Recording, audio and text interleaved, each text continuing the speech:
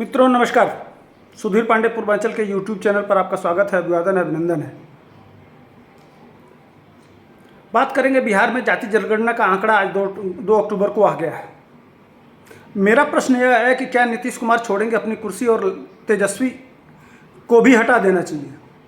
कारण कितने दिन से नीतीश कुमार हैं, उनके उनके उनके जाति की आबादी कितना है, छोड़ देना चाहिए कुर्सी ने।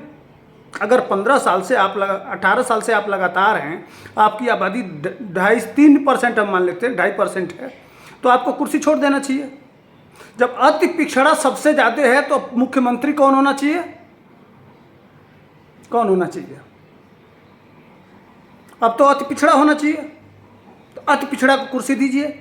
आपने कहा था कि जिसकी जितनी संख्या भारी उसकी उतनी हिस्सेदारी, तो अब नीतीश कुमार कुर्सी छोड़े जाति जनगणना से।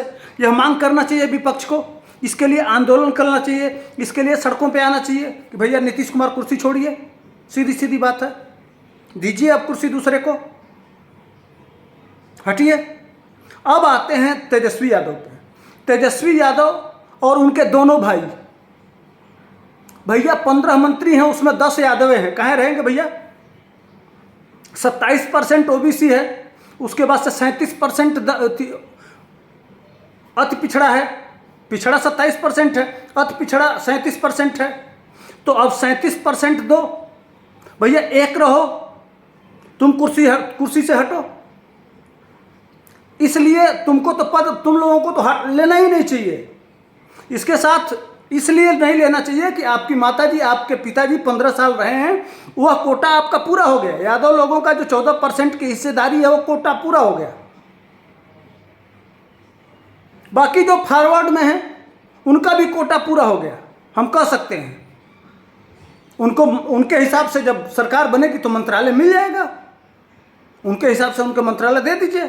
लेकिन नीतीश कुमार और तेजस्वी और तेज प्रताप पहले कुर्सी छोड़ना चाहिए। जाति जनगणना जब तुम इसी आधार पे, इसका आधार यही था कि हम जो लोग पीछे रह गए हैं वह मुख्य धारा में कैसे आएँ, उनको मुख्य धारा में कैसे लेके आएँ। जब यही मानक है इस जाति जनगणना का, तो अगर अपने बाप के हो तब तो कुर्सी छोड़ दो, और नहीं अगर नाजायज हो, दोगला हो, तो कुर्सी पर बने रहो। मेरा तो प्रश्न है, गलत तो है नहीं भैया। ये आपका कथन है, नीतीश कुमार जी का कथन है। यह पूरा इस जनगणना का उद्देश्य ही यही है कि हम जानना चाहते हैं कि किस जाति की क्या स्थिति है। लेकिन इसके साथ साथ यह भी तो गणना कर लेते कि सरकारी नौकरी में कितने लोग, बिहार में किस जाति के कितने लोग हैं, किस जाति के पास कितनी खेती है, किस जाति के पास कितनी संपत्ति है, कितने सरकारी पदों पे हैं, कितने लोग इसका असली लाभ उठा रहे हैं। यह भी तो गणना करके बताना चाहिए। यह भी आंकड़ा, केवल आबादी यह है, यह बता देना तो ठीक नहीं है। आर्थिक कितने लोग, यह भी आंकड़ा आना चाहिए कि किसके राज्य में कितने लोग बाहर, बिहार से छोड़ के बाहर चले गए। यह भी आना चाहिए कि जिसके राज्य में बिहार छोड़ के इतने लोग चले गए तो क्यों चले गए, उसका कारण क्या था। यह भी तो आंकड़ा आना चाहिए। क्यों यह आंकड़ा लाने में दिक्कत हो रही है आप लोगों को? पूछना चाहिए कि किस, भाई आर्थिक आधार होना चाहिए ना भैया। किसके घर में सरकारी नौकरी है, कितने लोगों के पास है, किस जाति में कितनी है, किसके पास बिजनेस है, कौन कितना संपन्न है, यह भी तो आंकड़ा जारी होना चाहिए। कितने लोग बिहार से बाहर रहते हैं, किसके घर में कितने नौजवान किस उम्र में बाहर रहते हैं और क्यों बाहर रहते हैं, उसका कारण क्या है, यह भी तो आना चाहिए। यह आंकड़ा देने में क्यों आप लोगों के पेट में दर्द हो जाता है भाई? यह भी आंकड़ा आना चाहिए। हर चीज का आंकड़ा आना चाहिए ना। लेकिन इन सब आंकड़ों को जो बिहार की मूल जरूरत है, जो बेसिक चीज है, उस पर तो कहीं चर्चा ही नहीं चल रहा है। इसका उद्देश्य सिर्फ, अब नीतीश कुमार को भाई 2-2.5% हैं, तो आपको भी कुर्सी छोड़ देना चाहिए। और लालू यादव के परिवार में लगातार सत्ता रहा है तो उनको भी छोड़ देना चाहिए। इसके साथ साथ यह भी होना चाहिए कि जितनी भी पार्टियां हैं, अब मान लीजिए कि राष्ट्रीय अध्यक्ष लालू यादव क्यों रहेंगे किसी दल का। सबसे पहले अगर इतने ही आप पिछड़ों के और जातियों के हितैषी हैं तो 37% आबादी सबसे ज़्यादा किसकी है? अति पिछड़ा की। तो नीतीश कुमार भी अपने पार्टी में उसी हिसाब से पद दें। लालू यादव छोड़ें अपना पद, राष्ट्रीय अध्यक्ष बनाएं अति पिछड़ा को, अति पिछड़ा को अधिकार दें, अति पिछड़ा को मौका दें। यही हुआ ना नियम के हिसाब से। अगर आप समानता नहीं तो यह तो एजेंडा है कि जाति जाति जाति जाति करके और लड़ाना है। ये नहीं चलेगा भाई बिहार में। यह सारा एजेंडा फेल हो चुका है। और रही बात, देखिए जाति जनगणना की, साफ साफ बताऊं, यह आंकड़ा जो आया है इसमें कुछ है नहीं। खोदा पहाड़ और निकली चूहिया। लगभग जो सरकारी जो इस समय आंकड़ा आया है वो सारे जो पहले से जो मान लीजिए जो आधार कार्ड है, आधार कार्ड में भी यह सारे डाटा रहते हैं, गवर्नमेंट के पास है। यह कोई नई चीज़ नहीं आई है। उसमें भी इसमें तमाम जाति के लोगों की आपत्ति है कि हमारा डाटा लिया ही नहीं गया। जैसे लोहारों ने अपना डाटा दिया ही नहीं है, देख लीजिएगा। वो तमाम जातियों में इस तरह की दिक्कत थी नामों का, जिसको लेकर तमाम लोग आंदोलित भी हुए थे। तो ये डाटा फेयर नहीं है। यह जानबूझ के इसके प्रमुख कौन थे? आमिर सुहानी जी। आप अंदाज़ा लगा सकते हैं किस विचारधारा के हैं। उनका पूरा कैरियर देख लीजिएगा, समझ में आ जाएगा। तो यह एक खिचड़ी पकाई गई है कि किस तरह से भाई काफ़ी दिन हो गया, इतने दिन हो गया, अब करें क्या। बिहार की समस्याओं से दिमाग हटाने के लिए कुछ तो मुद्दा होना चाहिए। बेरोजगारी समस्या है, गरीबी समस्या है, भूखमरी समस्या है, पलायन समस्या है। इन समस्याओं से दिमाग हटाने के लिए बड़ी बारीकी से यह खेल खेला गया है। लेकिन यह खेल बिहार की जनता, बिहार के लोग देखते देखते पक गए हैं। वह भी समझ रहे हैं कि यह क्या चल रहा है। अगर करना ही होता तो आप नीतीश कुमार जी, आज आपको जब लोकसभा चुनाव 2-3 महीने पास आया है तब जाति की बात आ गई है। अब आपको फिर 40 साल बने, आप बुढ़ापा में जब आप बिल्कुल कब्र में हैं, कह रहे हैं अब हम जाने ही वाले हैं, तब आपको याद आया है। तब तेजस्वी जी को याद आया है। सबको मैंने अब याद आया है कि जाति गिन लेना चाहिए।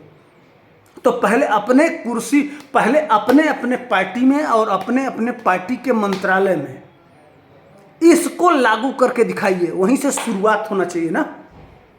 तभी तो लगेगा कि हाँ, आपकी नीयत साफ है, आप करना चाहते हैं। और अगर नहीं करते हैं तो इसका मतलब आपका एजेंडा है, आपका उद्देश्य नहीं है।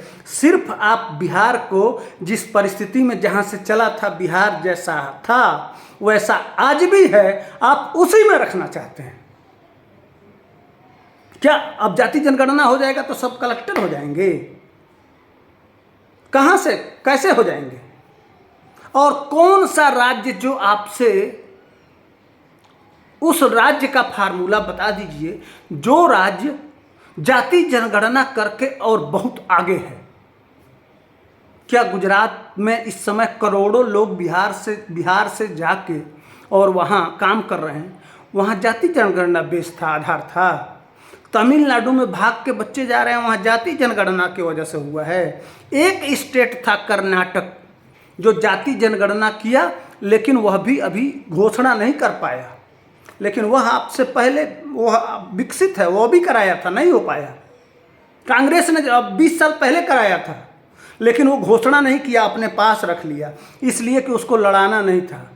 वो समझ रहा था कि इसका नुकसान हमको भुगतना पड़ेगा। और लगभग सारी जातियों को कम किया गया है और कुछ अपने हिसाब से बनाया घटाया गया है। यह सच्चाई है। लेकिन खैर उस पर मुझको जाना नहीं है। मुझे बिहार की समस्या पे बात करनी है कि जाति गणना करके कोई उदाहरण तो सेट बताइए कि हाँ, इस राज्य का ये फार्मूला यहाँ इस तरह से हुआ था, जिसके वजह से वह राज्य बहुत विकसित हो गया। उसका असली कारण यही था, कहीं नहीं मिलेगा। अगर कोई चमचा बेलचा जो आता हो ना यहाँ कमेंट करने के लिए, इनके दलाल, उनसे भी पूछना चाहता हूँ, वह बता देगा। उन दलालों से पूछना चाहता हूँ, उनके जिनके पिछवाड़े में हमारी बात सुन के आग लग जाती है, धुआं निकलने लगता है, तो वह भी आके बता देंगे उस राज्य का नाम जहाँ जाति जनगणना के बाद वह राज्य बहुत आगे चला गया हो। जरा हमको बता देना भाई, हम भी जानना चाहेंगे। तो लब्बो-लुआब बात यह है कि इनको सत्ता चाहिए, इनके पास कोई डेवलपमेंट, जो बिहार की मूल समस्या है उससे आपका ध्यान भटकाना है। जो मुद्दे चल रहे हैं, अपराध बढ़ रहा है। अभी आज भी नालंदा में एक भारतीय जनता पार्टी के कार्यकर्ता को गोली मार दिया गया है। आज 3 जगह हत्या हुआ है।